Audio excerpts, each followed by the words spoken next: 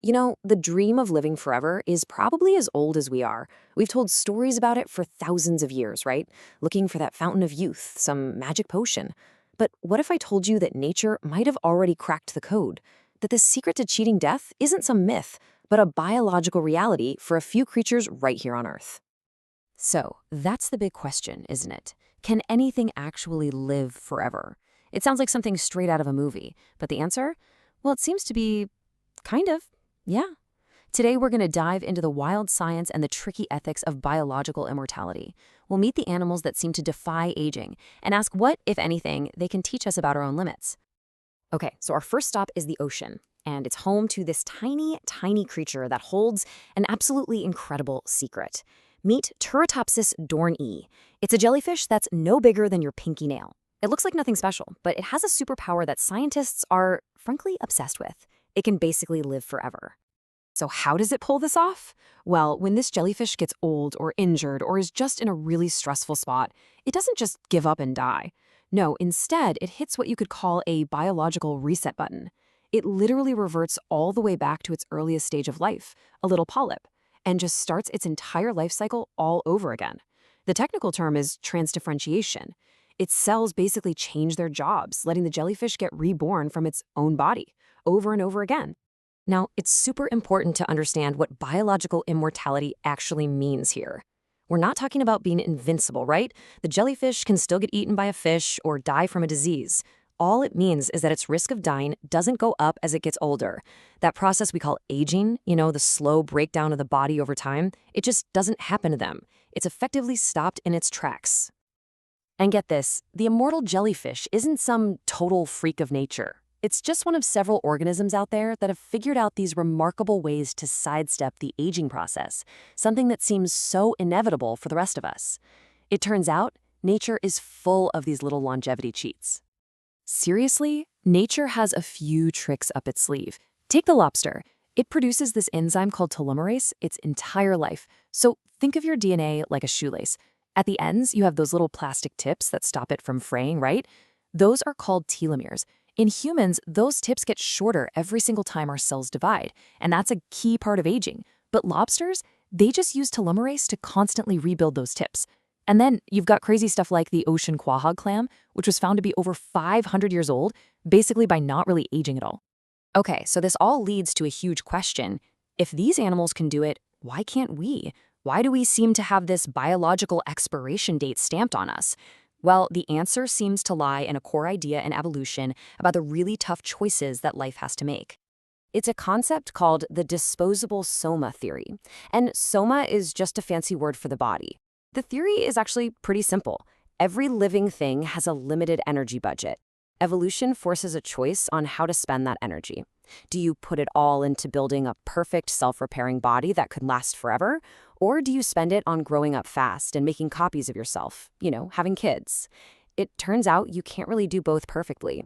So you've got this fundamental trade-off. Some animals put their energy into maintenance and repair, basically prioritizing a body that lasts a long, long time. But our evolutionary path, it went down a different road. We prioritized growing up fast and reproducing, pouring our energy into making sure we passed on our genes. And the cost of that choice? There just wasn't as much energy left over for perfect, long-term maintenance. Our bodies became, well, disposable, built to last just long enough to get to the next generation, but not forever. That was the deal we made with nature. But what if we could renegotiate that deal? That's exactly what scientists are trying to do right now.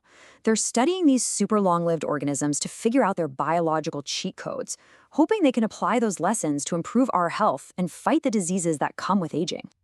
And the research here is moving at an incredible pace. I mean, scientists are looking at everything from messing with those protective telomere caps on our DNA to using stem cells to regenerate tissue. And, for most researchers, the goal isn't really to create immortals. It's about extending our health span, tackling the root causes of things like Alzheimer's, heart disease, and cancer, which are all fundamentally tied to the aging process itself.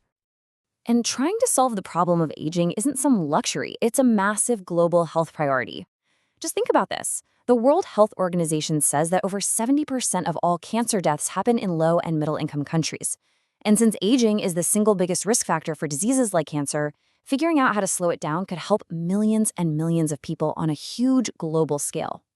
But as the science gets closer and closer to making this a reality, we run headfirst into this giant wall of really profound ethical questions. And the biggest one of all is pretty simple. Just because we can find a way to conquer aging, does that mean we should? This is the absolute heart of the dilemma. If we created a technology that could dramatically extend a healthy human life, slowing down or even reversing aging, should we actually use it? The debate gets really fierce really fast, and it forces us to think about our deepest values about life, death, and what it even means to be human. Okay, so the first and most obvious concern that always comes up is overpopulation. Critics call it the Malthusian objection.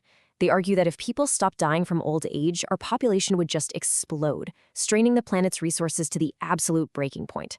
I mean, would we face worldwide food shortages, wars over water, and an environmental collapse we could never come back from? It's a really serious possibility. And then there's the more philosophical question, what about meaning? A lot of people argue that mortality, the fact that our time here is limited, is what gives life its urgency, its beauty. It forces us to make choices, to cherish moments, to leave a legacy. If you had centuries, would life just become boring? A tedious, repetitive loop? Would love and ambition lose their spark if you always had tomorrow? And this might be the most pressing ethical problem of all. Who gets to live forever? Would these incredible technologies be available to everybody? Or would they only be for the super rich, creating a brand new biological class divide between the long-lived and the mortals? It could create the most extreme inequality you can possibly imagine. This quote from the bioethicist Leon Kass really captures one side of the argument, the idea that we should just accept our natural life cycle and its limits.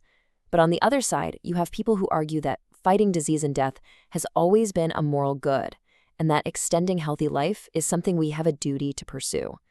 There are absolutely no easy answers here. So in the end, we have to turn the question back to you. The science is racing ahead, and these questions aren't just for science fiction novels anymore. If a safe, effective treatment to stop aging was available tomorrow, what would you choose? And what would that choice mean for you and for all of us?